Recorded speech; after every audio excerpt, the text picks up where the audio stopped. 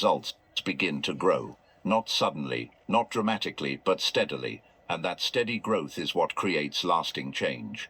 There is also a sense of stability that comes with discipline. When your actions are consistent, your results become more predictable. You are not constantly reacting to change, you are guiding it, and that sense of control reduces stress. It allows you to focus on growth instead of recovery.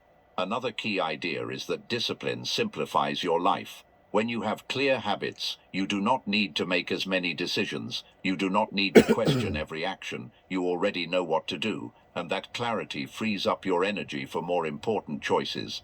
At first, building discipline may feel challenging. It requires awareness, it requires effort, but over time it becomes easier. What once felt like effort becomes routine, and once it becomes routine, it no longer feels like discipline, it feels like who you are. This is where the real transformation happens, because when discipline becomes part of your identity, your actions align naturally with your goals.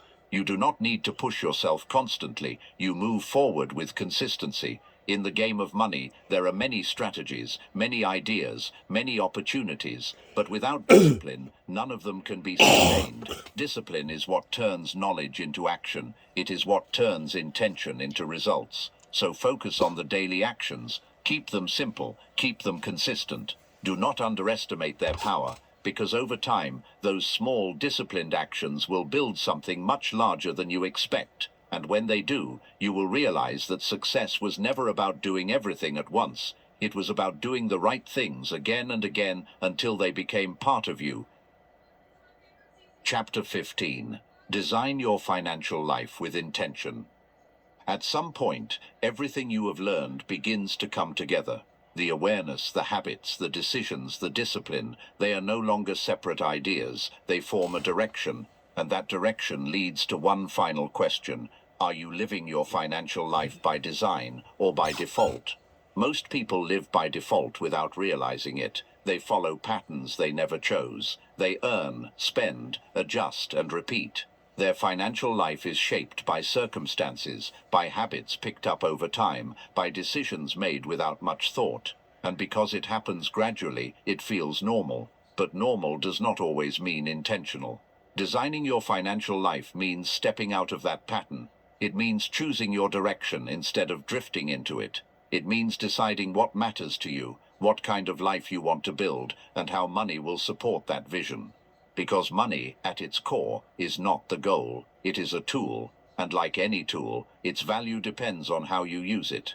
Think about this for a moment. If you do not decide where your money should go, it will be directed elsewhere by habits, by impulses, by external influences. But when you take the time to define your priorities, everything begins to align. Your decisions become clearer, your actions become more focused, and your progress becomes more intentional. Let me give you a simple example. Imagine two individuals earning similar incomes. One moves through life without a clear plan. They respond to situations as they arise, making decisions based on immediate needs or desires. The other takes time to think about what they want their financial life to look like. They define their goals, their priorities, their direction. Over time, their paths begin to separate. Not because one works harder, but because one is intentional. Design does not require perfection.